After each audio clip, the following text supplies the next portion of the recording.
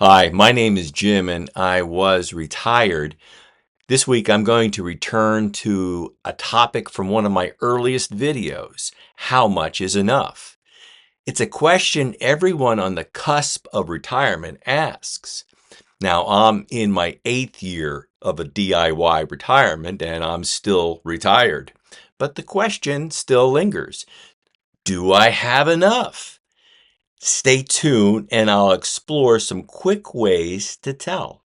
Now, in my 50s, I paid down our mortgage, maxed out the retirement savings opportunities, and built up a cash cushion of 3 years worth of expenses.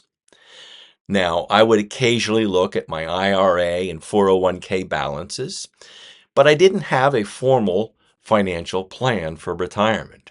I just knew that I was building up a retirement nest egg. So one day I came home from work about a month before I turned 59 with 2 boxes, and I told my wife I was retired. And I had a sense I had enough. Now, she wasn't convinced though, so we had 3 formal financial plans drawn up, one from a broker, one from an insurance agent, and one with a financial planning firm that was retained by my former employer. All 3 plans assured us we had saved enough for a comfortable retirement. Maybe not an extravagant one, but enough. So while a full comprehensive plan is always recommended, there are a couple of quick calculations that you could use to ensure you are still on track.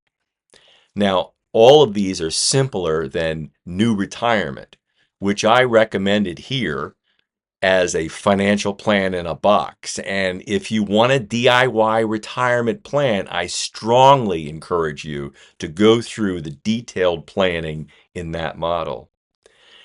But even if you want to go with an advice-only financial planner, there are some simple measures you should learn about so you can act like an educated consumer. Hey, before I go any further, please like and subscribe to this channel and hit that bell if you like entertaining ideas from a DIY retiree. The more you do that, the higher this channel will appear in search results and help other DIY retirees. So the first calculation I'll talk about is the 4% rule. Now, it's based on research in 1994 by Bill Bengen, who found that 4% was the safe withdrawal rate from a 50-50 balanced portfolio for any 30-year period he studied. If you have a $1 million balanced portfolio, for instance, you could withdraw 4% or 40,000 in the first year, and then adjust that amount by the rate of inflation in future years. For instance, with a 3.5% inflation, then your second year withdrawal would be 41,400, and so on. Bill Bengen later amended this research in 2021 and said the true safe withdrawal rate was closer to 4.7%, given that inflation since his original study had been lower than historical rates. Now, of course, inflation has returned to historical rates. There are others, though, including Morningstar and Dr. Wade Pfau, who wrote a great book on retirement planning, that argue that the number for a safe withdrawal rate is closer to 3%. Now, I will note that Morningstar's latest annual update of its safe withdrawal rate is got the number back up closer to 4%. Now, what many people forget to do when they use the 4% rule is to include the inflation adjustments for the withdrawals. And they fail to calculate any fixed income they may have, like pensions and Social Security benefits, that will help cover expenses. Your withdrawal shouldn't have to be for your entire annual expense. Now, the truth is that this is one of those rules of thumb that I don't really use. Early in my retirement, before pension and Social Security kick in, I'm drawing down closer to 5%, but I've used my own DIY retirement withdrawal strategy spreadsheet to show that it will fall to 2 to 3% withdrawal rates after Social Security kicks in, after I turn 70 and Marie turns 67. Now, the second quick calculation you could make is to look at your annual expenses, again, accounting for any fixed income that you're receiving, and then times by 25 to really back into the 4% rule, as I've covered before in that rule of thumb video. But as you go through retirement, you'll find that annual expenses change. In your early years of retirement, you may spend more on travel, or you may find that you're spending less than average in a few years of your retirement. So annually, you may want to compare your spending to your portfolio as a benchmark. But be careful.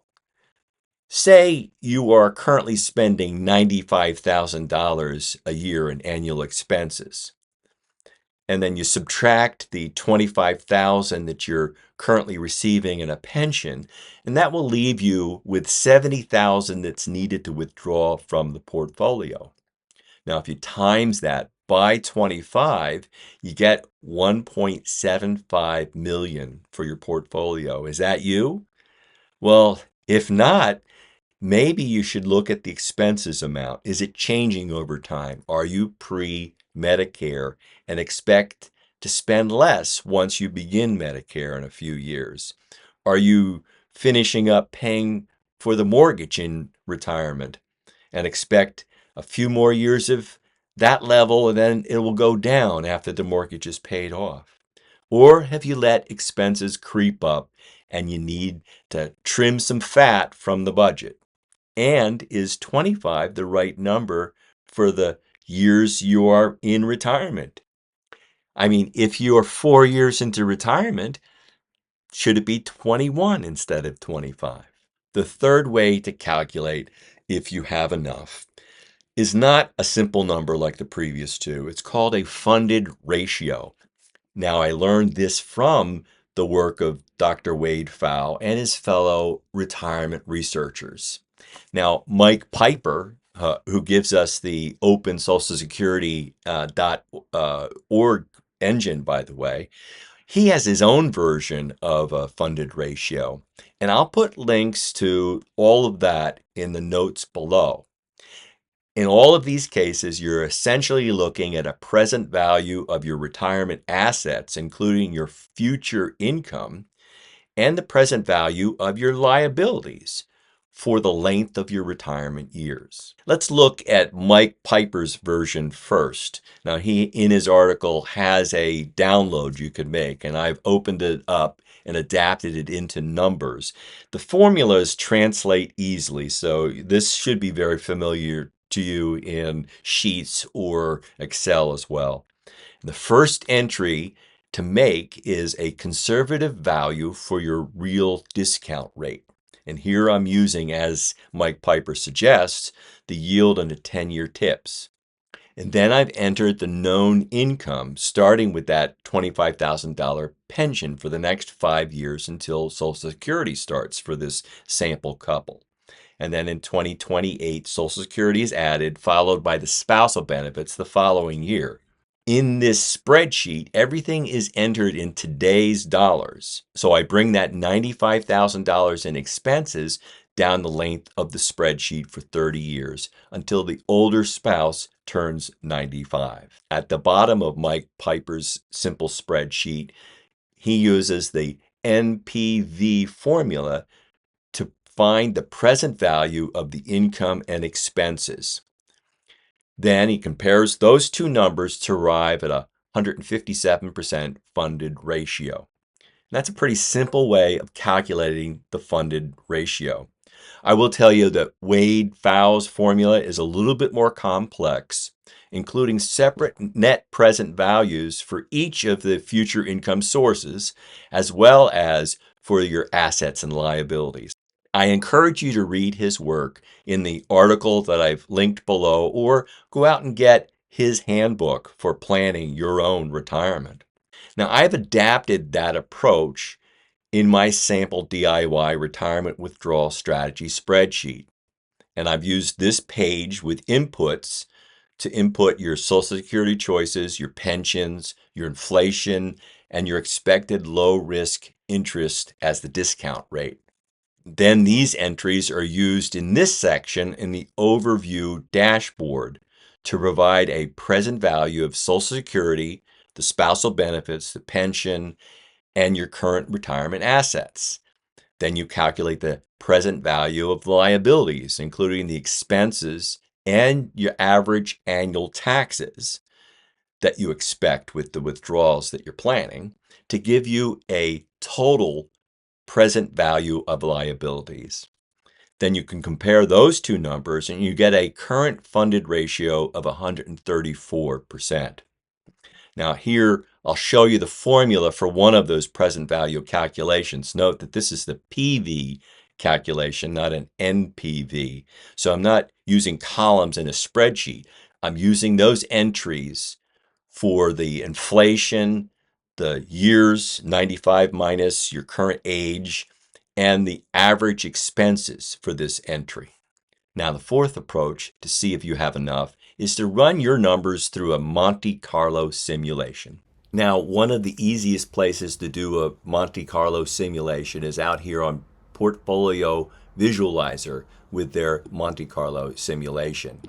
And you enter this page, and I'm going to enter the same numbers that we've been talking about.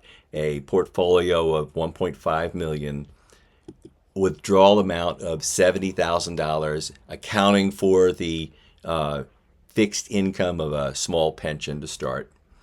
A portfolio, and I'm going to go with Bill Bengen's classic portfolio with large cap at 50% and 10-year treasuries at 50%.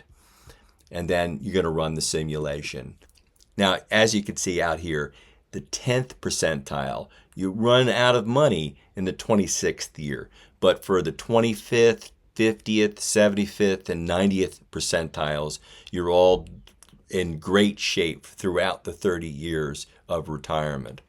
And here it shows you the portfolio success.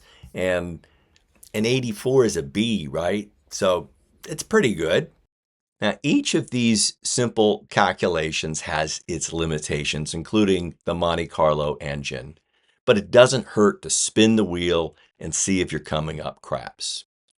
If so, you may want to retool with a full financial plan, including looking at adding income sources from maybe a part-time job or cutting expenses, including relocating to a lower cost of living state. For now, my quick calculations continue to show that I have enough for my DIY retirement. I will conclude with my standard warning. I am not a financial planner. I'm not an accountant.